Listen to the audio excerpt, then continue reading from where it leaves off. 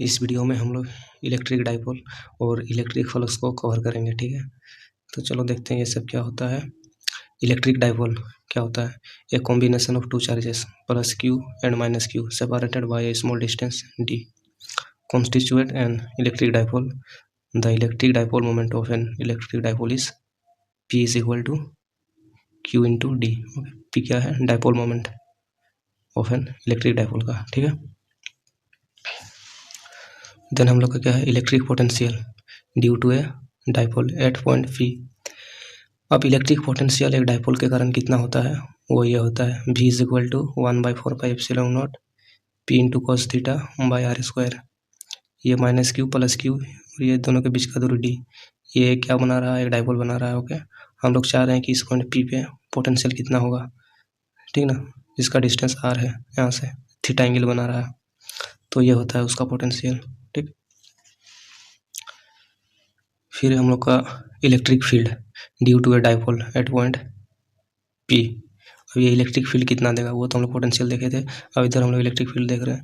तो electric field कितना देता है? 1/4πε0 P बाई आर का पावर क्यू, आर का power 3√3 cos square theta plus 1। ये हम लोग का इलेक्ट्रिक फील्ड का वैल्यू है एट पॉइंट P पे, दैट मीन्स यहाँ पे, ठीक है। अब कुछ केसेस होता है, देखो special cases, theta is equal to 0। Okay, जब थीटा हम लोग 0 हो जाए, 0 मतलब क्या?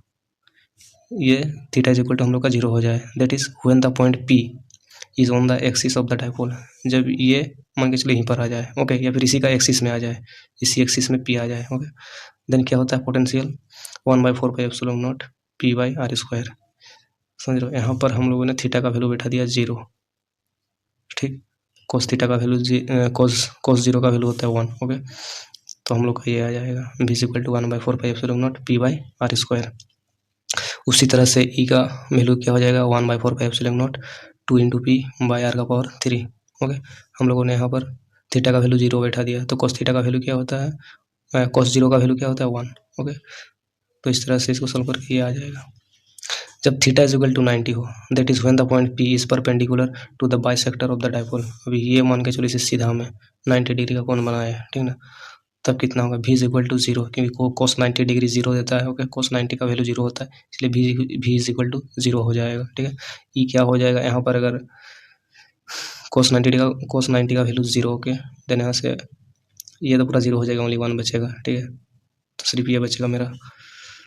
तो E is equal to 1/4πε0 P by r का पावर 3, ठीक है। इसको तुम लोग देख लेना।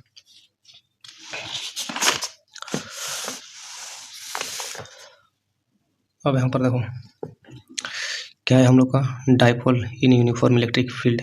अगर एक डाइपोल को हम लोग यूनिफॉर्म इलेक्ट्रिक फील्ड में रखते हैं तो क्या होता है? एफ नेट मतलब net force is equal to 0 होता है, ठीक है। ये मेरा क्या है? Tau is equal to torque.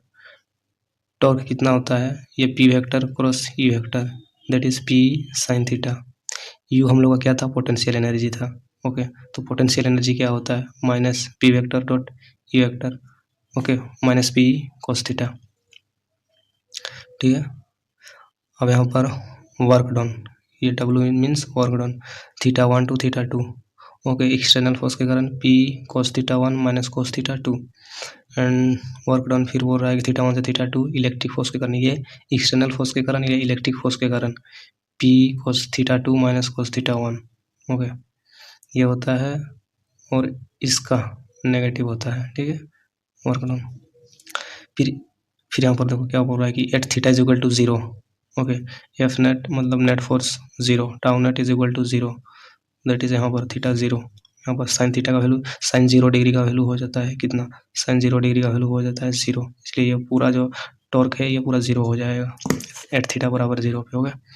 फिर you that is potential energy, ये वाला कोस 0 का वैल्यू हम लोगों ने बोला था कि 1 होता है और ये मान नेगेटिव वैल्यू दे रहा है, दैट मीन्स मिनिमम होता है आपका ये पोटेंशियल एनर्जी, हो गया। और इसी को मिनिमम को हम लोग बोलते हैं स्टेबल इक्विलिब्रियम पोजीशन।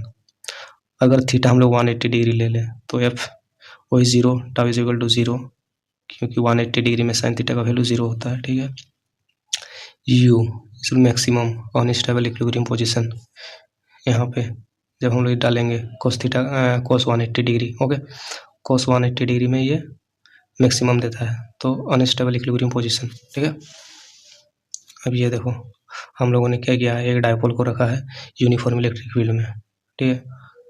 ये देखो, ओके, यहाँ पर भी हमने रखा है यूनिफॉर्म इलेक्ट्रिक फील्ड में, ठीक है। यहाँ पर हमने 0 डिग्री में रखा है, ठीक है। फिर इसको पूरा उलट दिए, 180 डिग्री इसको घुमा दिए, तो ये जो चार्ज था, है ना, इसको हमने 180 डिग्री घुमा दिया, ओके। तो इस तरह से होगा।